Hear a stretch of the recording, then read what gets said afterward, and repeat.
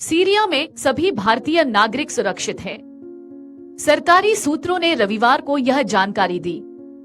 सूत्रों ने यह जानकारी इस्लामी विद्रोहियों द्वारा सीरियाई राष्ट्रपति बशर अल असद को सत्ता से बेदखल करने के कुछ घंटे बाद दी। सूत्रों ने कहा कि दमिश्क में भारतीय दूतावास अभी भी काम कर रहा है। दूतावास सभी भारतीय नागरिकों के संपर्क में है और वे सुरक्षित हैं। दूतावास सीरिया में भारतीय नागरिकों की सहायता के लिए उपलब्ध है। आधिकारिक आंकड़े के अनुसार सीरिया में लगभग 90 भारतीय नागरिक हैं, जिनमें 14 ऐसे हैं जो संयुक्त राष्ट्र के विभिन्न संगठनों में काम कर रहे हैं। एक सूत्र ने कहा, हमारा दूतावास सीरिया के दमिश्क में काम करना जारी रखे हुए है। दूतावास सभी भारतीय नागरिकों के संपर्क में है और वे सुरक्षित हैं। सीरिया की राजधानी दमिश्क में विद्रोहियों के घुसने और राष्ट्रपति बशर अल असद के देश छोड़कर भागने संबंधी दावों के बीच सरकार गिरने के साथ ही असद परिवार के 50 साल के शासन का रविवार तड़के अप्रत्याशित अंत हो गया और लोगों ने सड़कों पर उतरकर जश्न मनाया तथा खुशी में हवा में गोलियां भी चलाईं। सीरिया के राष्ट्रपति बशर अल असद देश छोड़कर रूस भाग गए हैं। रूस के राष्ट्रपति व्लादिमीर पुतिन ने असद और उनके परिवार को राजनीतिक शरण दे दी है। पहले अटकलें लगाई जा रही थी कि असद के विमान का रडार से संपर्क टूट गया है और विमान के क्रैश होने की आशंका जताई जा रही थी, लेकिन अब बशर अल असद के रूस पहुंचने की पुष्टि हो गई है। उधर सेना ने असद के देश छोड़ने की पुष्टि करते हुए कहा कि राष्ट्रपति की सत्ता खत्म हो चुकी है। सीरिया में पिछले 11 दिनों से विद्रोही गुटों और सेना के बीच कब्जे के लिए लड़ाई चल रही थी। विद्रोही लड़ाकों ने रविवार को राजधानी दमिश्क पर भी कब्जा कर लिया।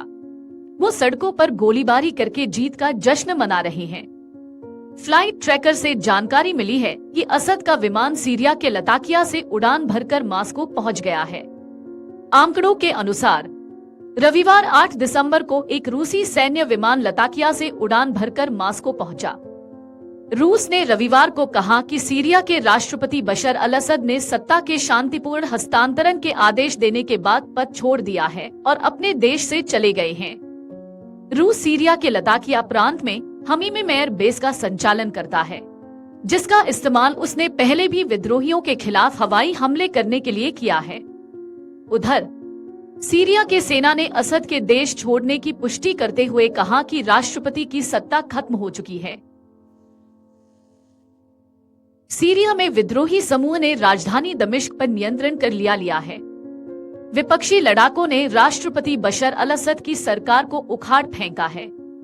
राष्ट्रपति बशर अल असद और उनके परिवार ने मास्को में शरण ली है। सीरिया में तख्तापलट के बाद से ही हालात खराब है। जानकारी के अनुसार दमिश्क में भारतीय दूतावास अभी भी काम कर रहा है।